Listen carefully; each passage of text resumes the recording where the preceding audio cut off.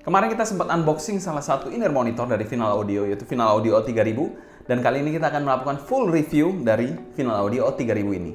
Sekedar info juga, kemarin CES Zone ada promo besar-besaran dan kita mendapatkan diskon dari A3000 ini. Apakah diskon pasti suaranya bermasalah? Belum tentu. Biar nggak penasaran, bumper dulu.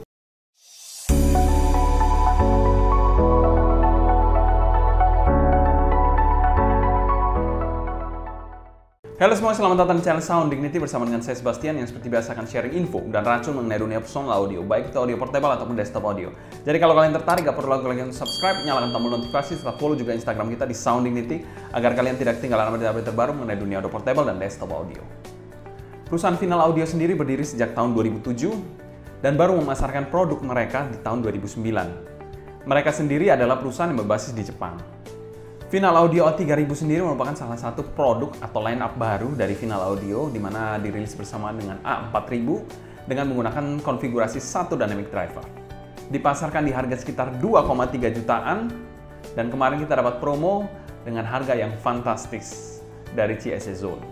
Sekedar info tambahan, walaupun berbasis di Jepang, tapi produk A3000 ini merupakan produk made in China. Tidak ada yang bisa lepas dari China. Untuk packaging dari Final Audio O3000 kita sempat bahas di video unboxingnya, kalian bisa cek di link di atas. Overall untuk packagingnya di harga 2 jutaan kami bilang ini cukup oke dan kami berikan skor B-. Selanjutnya kita bahas build quality dari Final Audio A3000.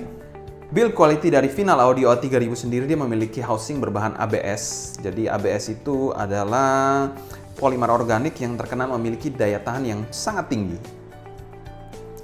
Feel-nya sendiri mirip plastik yang agak rubbery feel gitulah.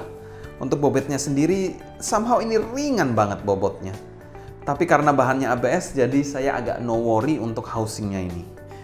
Bentuk housingnya ini juga unik banget. Kalau kalian lihat di sini, bentuknya agak nyeleneh dan berbeda dengan ear monitor pada umumnya. Tapi walaupun bentuknya aneh, tapi ergonomiknya ini top banget, terutama untuk bagian fittingnya. Bagian faceplate-nya sendiri polosan dan berwarna hitam seperti ini. Lalu terdapat satu buah fan hole di bagian sini. Oh, ada dua buah fan hole di bagian housing dalamnya. Untuk ukuran nozzle-nya sendiri tidak terlalu besar dan cukup sedang. Kalau kalian lihat di sini, nozzle-nya tidak terlalu besar dan sudah ada filternya. Bagian konektornya sendiri sudah detachable dual pin. Ini mungkin ini monitor pertama yang menggunakan dual pin ya Final Audio. Setahu saya biasa MMCX. Mungkin kalau salah kalian bisa tulis di kolom komentar di bawah. Namun perlu diperhatikan ini tidak ada air hook. Ada air hook sebenarnya di paket penjualannya, cuma saya nggak pakai aja. Kalau kalian lihat kabelnya ini yang membuat saya agak sedikit ketakutan juga karena kabelnya ini low quality banget menurut saya. Lalu kita lihat di bagian sini ada chin slider dan splitter berbahan dari karet, ya plastik lah, mungkin karet gitulah. Kabelnya sendiri merupakan kabel OFC dan ini tidak terlalu kaku sih, enak banget sebenarnya untuk kabelnya. Cuma kesannya ini agak sedikit murahan dan ringkih. Kalau di bagian bawahnya ini memang agak dual line seperti ini, kayak ditempel jadi dual line. Lalu jacknya sendiri adalah jack plastik, regular banget dan generik banget untuk jacknya. Jack 3,5 mm, gold plated, L shape. Secara build quality Final Audio O3000 ini kami berikan skor B-. Ya memang ada mixed feeling antara in-ear monitor dengan bahan yang khusus yang somehow juga sangat-sangat elegan, tapi dipadukan dengan kabel yang memang kurang durable, kurang berkualitas. Ya, itu somehow menyebabkan dia mendapatkan skor B-. Selanjutnya kita bahas fitting dari Final Audio O3000 ini. Secara fitting, Final Audio O3000 ini memiliki housing yang kecil, mengarah ke sedang, jadi tidak terlalu besar, dan cukup versatile untuk semua jenis telinga.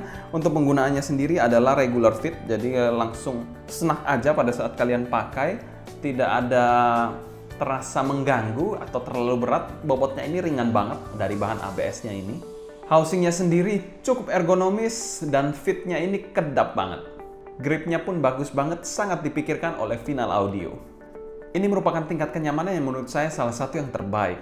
Fun fact juga, Final Audio A3000 ini memiliki shape atau bentuk housing yang hampir mirip seperti A8000, tapi A8000 itu setahu saya sedikit lebih besar dimensinya, walaupun sama-sama menggunakan single dynamic driver. Dan secara fitting kami berikan skor A+ untuk Final Audio A3000 ini. Ini merupakan fitting yang mantap banget. Selanjutnya kita bahas sound quality dari Final Audio A3000 ini. Secara sound quality menurut saya ini merupakan salah satu in-ear monitor yang balance lean to bright. Jadi cukup unik untuk sound quality-nya. Mungkin agak jarang in-ear monitor yang mengeksekusi tonalitasnya seperti Final Audio A3000 ini.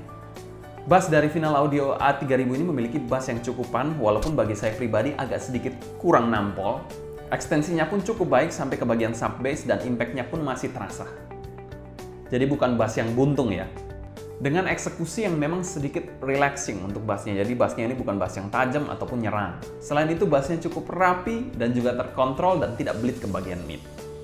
Midnya di sini memang agak spesial. Dia memiliki mid yang memang agak sedikit relaxing dan sedikit forward kalau menurut saya. Bertekstur sangat baik dan memang ada sedikit shouty untuk bagian midnya. Untuk male vokalnya itu atau vokal cowok memang bagi saya agak sedikit kurang bite dan agak sedikit tipis. Jadi mungkin kalau kalian yang pencinta vokal-vokal tebel, vokal-vokal cowok tebel mungkin agak sedikit kecewa dengan Final Audio A3000 ini. Tapi untuk female vokalnya ini terasa energinya dan terasa lepasnya. Walaupun agak sedikit kurang sweet dan kurang tebel untuk bagian vokal ceweknya. Untuk bagian instrumennya ini somehow sangat-sangat baik, artikulasinya bagus banget untuk instrumennya dan juga clean banget. Untuk bagian treble-nya ini juga cukup unik dari in-ear monitor satu ini. Treble-nya ini tidak ada bumbu aneh-aneh, tidak ada sibilance yang mengganggu tentunya. Selain itu juga ceringnya ini shining banget di bagian-bagian instrumen yang sampai ke nada atas itu mantep banget. Ceringnya terasa neutral dan very organic. Seperti klasik instrumen seperti biola ataupun gitar.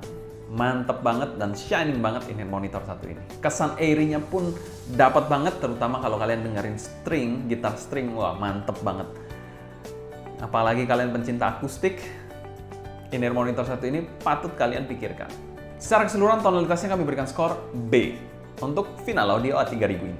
Selanjutnya kita bahas teknikalitas dari in-ear monitor satu ini. A3000 ini merupakan in-ear monitor yang bisa dikategorikan sedikit relaxing presentasinya, lalu juga agak tipis, tapi di sisi lain clean banget. Dan for your info aja, in-ear monitor satu ini agak sedikit berat di drive. Jadi kalau kalian drive pakai HP kalian, mungkin suaranya harus mentok baru kalian bisa dengerin full potensinya. Tapi kalau bagi saya pribadi, saya sarankan pakai DAP atau amplifier. Akan lebih maksimal tentunya.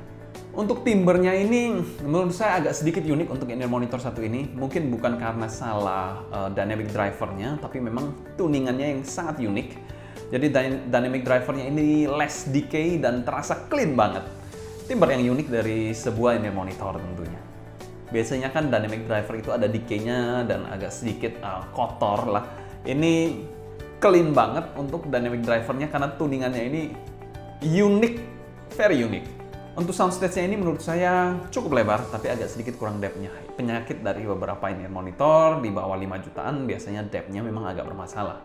Untuk detailnya, mantep banget sih in-ear monitor satu ini. Dia memiliki detail yang sangat-sangat baik, dikarenakan presentasinya yang clean banget. Clarity-nya pun mantep banget, black background-nya top notch. Separasi imaging dan positioning, separasinya ini bisa dikategorikan sangat baik, walaupun kalau saya bilang instrumennya itu sedikit lebih di highlight daripada vokal. Jadi itu perlu kalian perhatikan. Lalu imagingnya ini cukup oke, walaupun terkesan 2D. Lalu positioningnya tidak ada positioning yang aneh-aneh. Everything's good. Untuk teknikalitasnya kami berikan skor yang sama seperti tonalitasnya, B. Selanjutnya kita bahas pro dan cons dari in-ear monitor satu ini. Cons dari in-ear monitor satu ini tentu saja kabelnya ini kurang berkualitas dan terkesan ringkih. Dan menurut saya mungkin dalam waktu panjang akan bermasalah kabelnya. Lalu yang kedua, cons itu adalah tupinnya. Tupinnya ini agak sedikit unik karena dia memiliki tupin, male tupinnya itu ada sedikit tonjolan. Jadi hanya bisa masuk pada housing A3000 ini atau in-ear monitor final A4000 mungkin. Dan menurut saya itu sangat mengganggu karena kita tidak bisa switching dengan mudah kabel-kabel dual pin yang kalian punya. Kons selanjutnya dari in-ear monitor satu ini adalah in-ear monitor yang segmented banget suaranya. Jadi kalau kalian mencari in-ear monitor all-rounder, lupakan in-ear monitor satu ini. Dengan eksekusi di mana suaranya ini agak sedikit tipis, namun sangat clean. Dan juga perlu kalian perhatikan, ini bukan in-ear monitor yang fun, dan dia less fun. Bukan untuk kalian yang cari in-ear monitor yang tebal, fun, no. Ini bukan in-ear monitor untuk kalian. Pro-nya dari in-ear monitor satu ini mungkin ada cons-nya di sisi suaranya, tapi in-ear monitor satu ini menurut saya juga punya pro di situ, di mana dia stand out dibandingkan in-ear monitor lain yang ada di pasaran, memiliki suara all-rounder, Harman, dan lain-lain. Ini eksekusinya sangat unik dan different dari in-ear monitor yang ada di pasaran. Pro-nya yang kedua dari in-ear monitor satu ini, fittingnya ini the best banget dari beberapa in-ear monitor yang pernah saya gunakan. Housingnya ringan, ergonomik, kekedapan baik, dan tidak terkesan snack banget, tapi somehow feel-nya mantep banget fittingnya. Untuk value for money-nya dari in-ear monitor satu ini kami berikan skor B- dan termasuk kategori fair value. Tapi kalau kalian memang pencinta lagu-lagu instrumental, in-ear monitor satu ini mungkin bagi kalian akan menjadi good value in-ear monitor. Oke, kita akan bahas dua in-ear monitor lain dibandingkan dengan Final Audio 3000. Di sini ada Moondrop Starfield dan Moondrop Kato. Moondrop Starfield di sini memiliki suara yang paling warm, bass yang paling tebal juga, tapi sedikit lambat.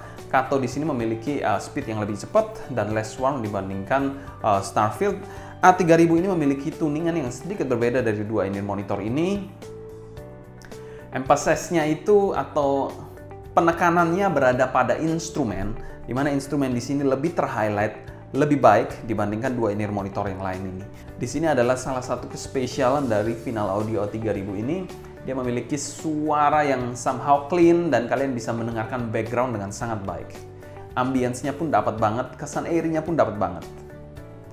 Kalau dibandingkan Starfield ini sangat berbeda. Ini sisi gelap, ini sisi terang. Di Kato memang agak tengah-tengah kalau saya bilang, tapi teknikalitas somehow masih menang dan memimpin di Kato. A3000 ini cukup unik kalau saya bisa kategorikan, karena memang jarang-jarang ada in-ear monitor yang memiliki tonalitas dan eksekusi seperti A3000 ini. Biasanya mereka main aman, main di bagian vokal, warm, main di bass.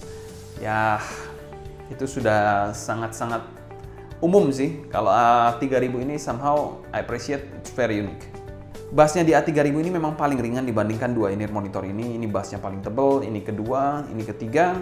Lalu kalau untuk bagian mid, di sini somehow midnya lebih tebal, lebih laid back juga, agak mundur juga. Di sini presentasinya mungkin nggak semundur di sini, tapi agak tipis juga. Di sini paling tipis, tapi somehow agak sedikit forward kalau menurut saya. Treble-nya di sini paling roll off. Dua in-ear monitor ini memiliki treble yang sama-sama baik, tapi di sini agak sedikit lebih tajam. Mungkin bagi sebagian orang agak sedikit lebih hot untuk bagian treble-nya dibandingkan di Kato ini. Tapi somehow bagi saya not a big deal dan tidak bermasalah sih sebenarnya. Masih bisa sangat dinikmati di A3000 ini. Untuk teknikalitas, kalau menurut saya Kato masih still the best. Di sini mungkin imaging-nya masih the best. Kalau di sini kita bilang clarity, black background-nya one of the best. Mungkin Kato 11-12, tapi kalau dibandingkan sini jelas ini lebih mega.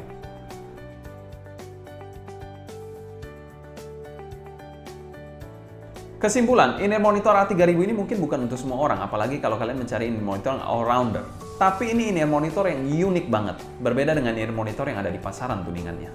Dengan presentasi yang clean dan juga relaxing di satu sisi. Membuat in-ear monitor ini stand out dibandingkan in-ear monitor di kelas harga 2 jutaan di pasaran saat ini. Kalau kalian ada pertanyaan mengenai A3000 ini, tulis pertanyaan kalian di kolom komentar di bawah. Mungkin sekian dulu untuk video kali ini. Saya Sebastian dari Sound Dignity pamit undur diri. Sampai jumpa di video berikutnya. Happy listening, stay healthy, and ciao!